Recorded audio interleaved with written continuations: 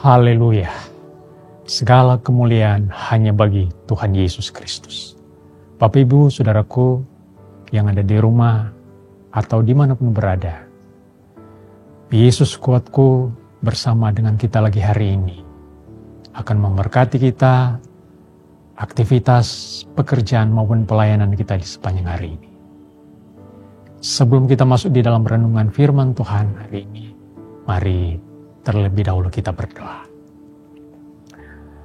Bapa, dalam nama Yesus Kristus, kami datang di hadapan-Mu Tuhan dengan bersyukur.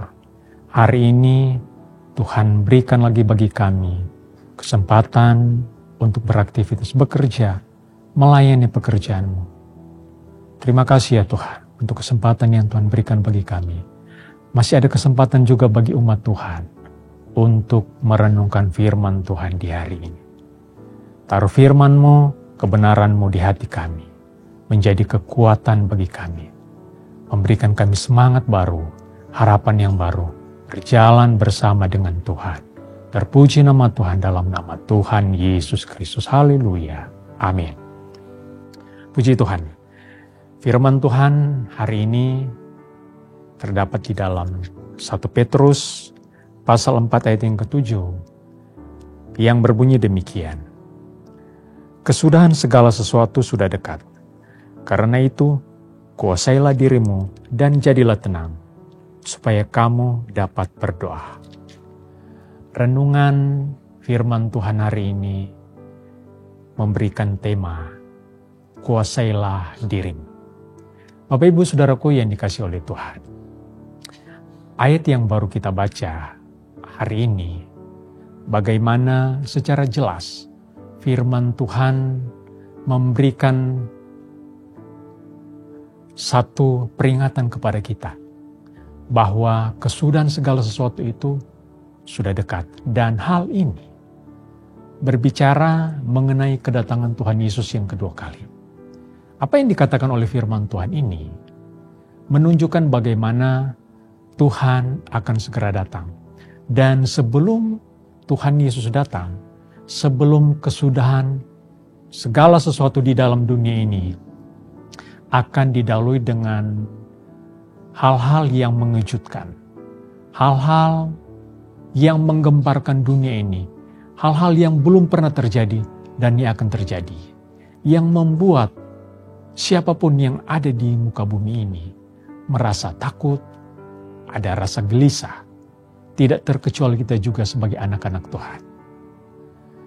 Kalau kita menghubungkan firman Tuhan ini di dalam 2 Timotius pasal 3 ayat 1-5 yang berkata bahwa di akhir zaman akan datang masa yang sukar.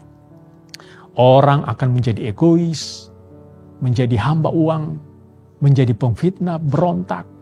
Banyak kejahatan, perbuatan-perbuatan yang tercela yang akan terlihat di zaman akhir ini. Dan hal ini sangat berpengaruh bagi kita, orang-orang yang percaya, bagi kita anak-anak Tuhan. Hal-hal yang seperti itu. Bahkan mungkin kita akan kecewa, kita akan marah dengan sekeliling, dengan kejahatan yang terjadi di masa sekarang ini. Bahkan mungkin kita akan mengundurkan diri. Kita akan meninggalkan Tuhan dengan hal-hal yang seperti itu. Tetapi cobalah kita melihat di dalam firman Tuhan. Bagaimana firman Tuhan memberikan kita jalan. Supaya kita bisa menguasai diri dengan perkara-perkara, hal-hal kejahatan-kejahatan yang sementara terjadi di masa kini. Bapak Ibu yang dikasihi oleh Tuhan, dari firman Tuhan di sini, ya akan kita lihat bagaimana penguasaan diri itu merupakan hal yang penting yang harus kita lakukan sebagai anak-anak Tuhan. Di dalam firman Tuhan, Kejadian pasal yang ke-39, bagaimana kisah seorang Yusuf. Dia bekerja sebagai seorang pembantu rumah tangga. Dan Yusuf, dia menghadapi satu cobaan. Kata firman Tuhan, setiap hari dia digoda oleh istri Potifar, seorang pejabat istana. Dari hari ke hari dia selalu digoda. Tetapi apa yang dikatakan oleh firman Tuhan di dalam Kejadian pasalnya yang ke-39, ayatnya yang ke-9, di situ Yusuf berkata, bagaimana mungkin aku melakukan kejahatan yang besar ini dan berdosa terhadap Allah? Jadi, kalau seandainya Yusuf menuruti keinginan daging, dia berzina dengan istri Potifar, itu merupakan kejahatan besar dan berdosa terhadap Tuhan. Mengapa Yusuf tidak tergoda dengan bujukan? Dalam pribadinya ada satu hal, dia takut akan Tuhan. Takut akan Tuhan inilah yang membuat Yusuf sama sekali tidak tergoda oleh rayuan dari istri Potifar itu. Di masa sekarang, inilah yang harus kita miliki. Menguasai diri, kita harus memiliki roh takut akan Tuhan itu.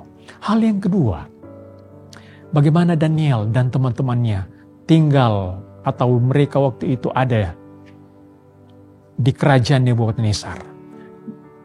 Daniel 1 ayat yang ke-8, Daniel berketetapan hati tidak mau menajiskan dirinya dengan santapan raja dan minuman anggur yang biasa diminum oleh raja. Kelihatannya di sini hanyalah sepele. Daniel tidak mau makan makanan yang biasa dimakan oleh raja dan anggur yang biasa diminum oleh raja. Dia menjaga dirinya. Dia menjaga supaya dirinya tidak dinajiskan oleh makanan dan minuman. Sebagai anak-anak Tuhan, kelihatan hal ini seperti sepele. Untuk mungkin zaman sekarang, makanan yang dipersembahkan kepada berhala, sekalipun itu kelihatan lesat, enak untuk dimakan. Tetapi sebagai anak Tuhan kita tahu bahwa makanan yang dipersembahkan kepada berhala tidak boleh kita makan. Jagalah diri kita. Mungkin makanan itu memang boleh bermanfaat untuk kita. Tetapi karena berhubungan dengan kesehatan, kita tidak diperbolehkan untuk makan. Kelihatan enak, tetapi hal itu akan berpengaruh untuk kesehatan kita. Ingat, Adam dan Hawa, mereka jatuh ke dalam dosa hanya karena ingin merasakan apa yang dilarang oleh Tuhan, yaitu makanan. Sebagai anak-anak Tuhan, kita harus menjaga diri kita, menguasai diri dalam hal makanan. Kata firman Tuhan, semua diperbolehkan, tetapi tidak semuanya berguna. Hal yang ketiga, di dalam firman Tuhan, 1 Korintus pasal yang ke-9, ayat yang ke-24 sampai 25. Di situ firman Tuhan melukiskan bagaimana gambaran kita sebagai anak-anak Tuhan. Seperti seorang olahragawan, seperti seorang atlet yang berada di arena perlombaan. Mereka berlari begitu rupa untuk mendapatkan hadiah mahkota yang fana. Tetapi di dalam firman Tuhan di situ dijelaskan bahwa mereka harus menguasai diri dalam segala hal. Kita ini digambarkan seperti seorang atlet. Dan sebagai anak-anak Tuhan, kita ini adalah orang-orang yang sementara berlomba di arena pertandingan iman. Kita harus menguasai diri, menjaga diri dari segala hal-hal yang tidak berkenan di hadapan Tuhan. Kita sebagai seorang yang bekerja di kantor, mungkin punya kesempatan, punya peluang untuk melakukan kejahatan, misalnya korupsi. Ingat firman Tuhan. Jauhkanlah dirimu dari segala perbuatan yang tercela itu. Bapak Ibu yang dikasihi oleh Tuhan, kata firman Tuhan, kuasailah dirimu, jadilah tenang. Kata firman Tuhan, Yesaya 30 ayat yang ke-15b, di dalam tinggal tenang dan percaya terletak kekuatan. Jadilah tenang untuk apa?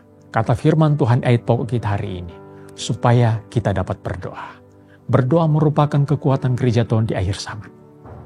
Berdoa adalah jalan satu-satunya ketika pikiran kita tidak lagi mampu untuk berpikir lebih jauh menyelesaikan setiap persoalan kita. Tetapi dengan doa, kita akan sanggup, kita akan mampu menemukan jawaban yang dari Tuhan. Puji nama Tuhan, demikian firman Tuhan. Renungan firman Tuhan kita hari ini, mari kita berdoa. Bapa, dalam nama Yesus, kami sudah mendengarkan sabda-Mu, mendengarkan firman-Mu. Biarlah kami mampu menguasai diri dalam segala hal. Tolong kami ya Tuhan, kami mampu menguasai diri dalam segala perbuatan jahat, perbuatan tercela, perbuatan yang tidak berkenan di hadapan Tuhan. Sehingga kami mampu hidup tenang dan kami bisa berdoa. Terpuji nama Tuhan, sekarang sampai selamanya. Kami mengucap syukur untuk renungan firman Tuhan hari ini.